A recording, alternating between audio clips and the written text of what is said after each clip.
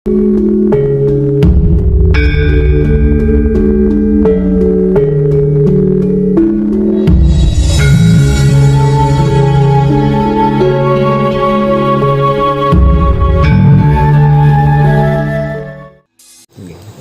lagi ada sebuah firman yang menjelaskan, sesungguhnya aku tidak mengenal doa dari seorang hamba jika tidak melalui rasulku atau utusanku. Utusan atau rasul yang dimaksud itu kan hidup.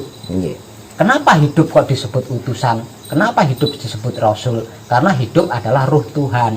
Aku ambil sebagian ruhku lalu aku utus untuk menghidupkan makhluk. Artinya rasul atau utusan itu kan hidup, hidup yang menggerakkan kita bisa itu ini.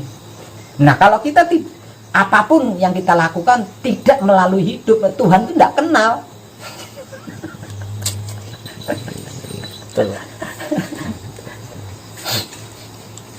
Kalau sudah dalam kesadaran hidup, apakah ada kematian?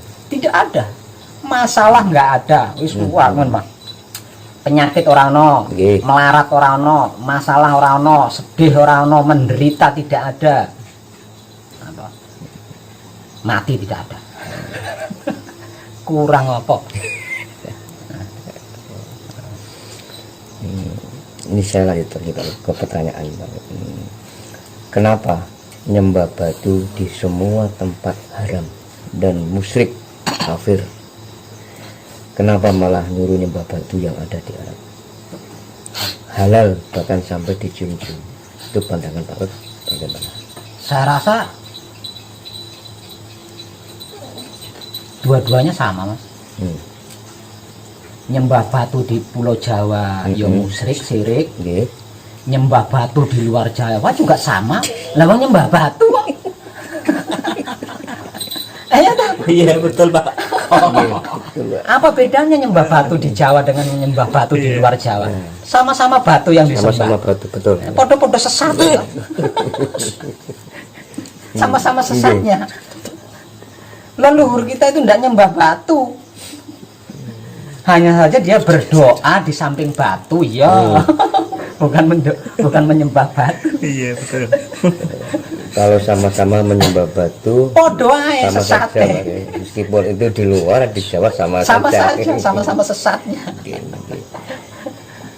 Ketika manusia saling mengadili manusia lain, terus dia ibadah, apakah ibadahnya itu akan terhapus? Padahal orang itu melihat kebaikan dari ucapan, bukan tindakan.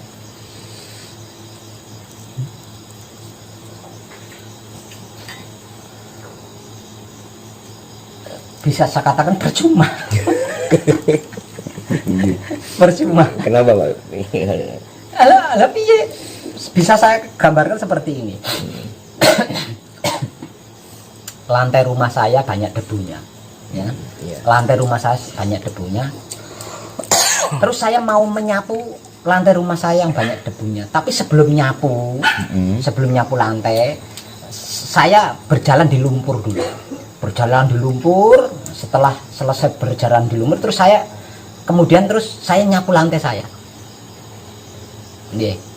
Iki ngono kuwi terus piye? Jadi bar disapu, debunya bersih kan? Tapi di belakang saya itu kan bekas kaki saya nginjek lumpur itu kan wakeh.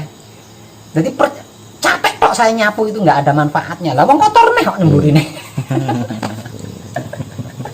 Ora ana gunane, ora ana manfaate. Bagaimana Mbak Web cara melihat kehidupan lampau kita sendiri? Manunggal. Iya. Dengan manunggal, jangankan kehidupan masa lampau. Dengan sikon manunggal, Tuhan itu tidak gaib, Mas. Bodoh saya katakan kalau Tuhan itu gaib. Berarti orang yang mengatakan Tuhan itu gaib ngomong kosong ya? Ngomong kosong. Karena apa? Karena dia tidak mampu melihat. Untuk orang-orang yang bisa melihat Tuhan, yo gak gaib toh. Nah untuk bisa melihat Tuhan harus manunggal. Ya. Jangankan yang lain, Tuhan saja bisa kita saksikan, apa liyane dalam keadaan manunggal. Ya. Yang paling rumit, yang paling sulit, yang paling dianggap apa ya, misterius kan Tuhan. Lah wong Tuhan saja bisa kita saksikan, apalagi selain Tuhan kan. Dalam keadaan manunggal. Berarti bisa disaksikan Pak ya. Ya, iya. Kalau dalam bahasa spiritualnya, bagi orang-orang yang makrifat, ya Tuhan tidak gaib. Ini bahasa spiritual.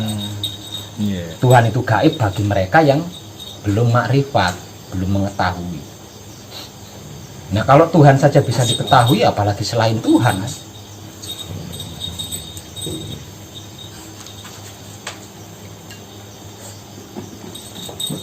Pak Web, ini mungkin pertanyaan terakhir dari kita Pak Web. Siap. Apakah bisa mati muksa bagi orang awam yang tidak praktek samadhi dan lain-lain, hanya hidup penuh kesadaran dan laku baik? Bisa. Bisa. Apakah mati muksa itu pencapaian tertinggi kejawen? Tidak. Tidak. Terus yang kematian tertinggi itu parameternya bagaimana Pak? Sempurna. Sempurna ya? Iya, sempurna. Sempurna, bahasa simpel. Kalau harus diperpanjang, sempurna adalah kembali kepada asal-usul kejadian, atau bali maring asal-usul sangkan paraning dumati. Itu pencapaian tertinggi ilmu Jawa. Bukan moksa. Bukan muksa Pak ya? Bukan. Moksa itu pengecut. Ya, karena jenuh menghadapi penderitaan dunia kan, akhirnya moksa. Wani perang, mukso pengecut belum. Bisa itu Pak Web sedikit diceritakan tentang perjalanan mati muksa itu seperti apa? Apakah mati dulu atau jasmani mendadak hilang? Bisa diceritakan sedikit tentang mati muksa. Apakah itu mati dulu atau jasadnya mendadak hilang gitu? Beliau belum mati gitu maksudnya Pak Web. Iya, iya. Bisa sedikit diceritakan perjalanan orang muksa itu seperti apa? Iya. Orang muksa itu ada ilmunya ya. Iya. Ada ilmunya. Artinya ada japa mantranya. Nah, japa mantra untuk muksa ini dapat ditempuh dengan bertapa. Satu misal saya tidak mampu menghadapi penderitaan dunia.